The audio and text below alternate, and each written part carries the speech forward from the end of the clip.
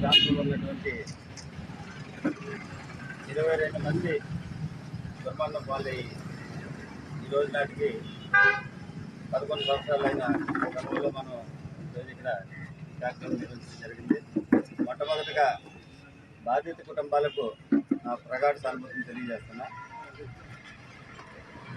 ఏదైతే ఓఎన్జీసీ గేలు ఈ ఆయిల్ సంస్థలు ఉన్నాయో వారి యొక్క నిర్లక్ష్యం వల్ల జరిగినటువంటి ప్రమాదానికి గురైనటువంటి ప్రాంత ప్రజలు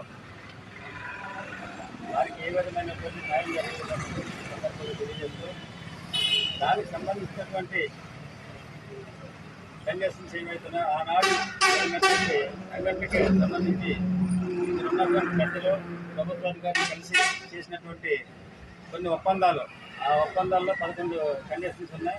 ఆ 11 కండిషన్స్ కూడా సరిగ్గా ఫుల్ఫిల్ కాలేని పక్షంలో గతంలో నేను ఎమ్మెల్యే అవ్వగానే ఆ జైలు సంస్థ అధికారులని మన ప్రజాప్రతినిధులను పిలిచి మాట్లాడడం జరిగింది.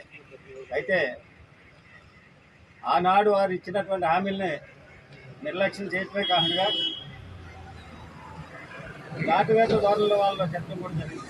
ఆ విషయంలో నేను చాలా గట్టిగా మాట్లాడిన వారిని నిలదీయడం జరిగింది. అయితే ఈ సమస్య పరిష్కారం కావాలంటే దానికి తప్పనిసరిగా ఉద్యోగం జరపాలని ఆ రోజు చెప్పడం జరిగింది.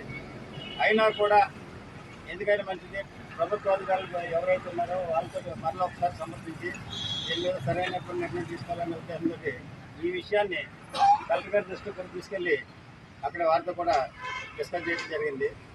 అయితే దీని మీద నిన్న మీటింగ్ ఉంది, ప్రత్యేకించి దీని గురించి నిన్న మీటింగ్ ఉంటే నిన్న మన ఈ రాష్ట్ర ఉప ముఖ్యమంత్రి వారి పవన్ కళ్యాణ్ గారు కాబట్టి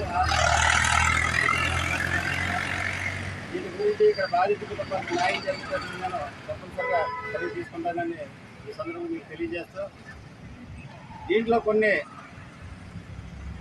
అవకతవకలు జరిగినాయి. ఎందుకంటే ఆ రోజున వాళ్ళు ఇచ్చినటువంటి హామీలు నెరవేర్చే క్రమంలో దాన్ని సరైనటువంటి చర్యలు తీసుకోకపోవడం వల్ల ఇది వెనుబాటు పడటం జరిగింది.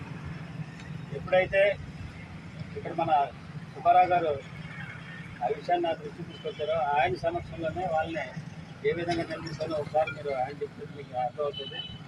ఎప్పుడైనా సరే ఏదన్నా విషయాన్ని పరిష్కరించాలంటే నిష్పక్షపాతంగా మనం నిలబడుతున్న అది సమస్య పరిష్కారం అవుతుంది, బాధితులకి న్యాయం జరిగినట్టు జరుగుతుంది. కాబట్టి సందర్భం మీకు నేను హామీ ఇస్తున్నాను, అతి త్వరలోనే ఈ బాధిత కుటుంబాలకి పూర్తి న్యాయం జరుగుతుందని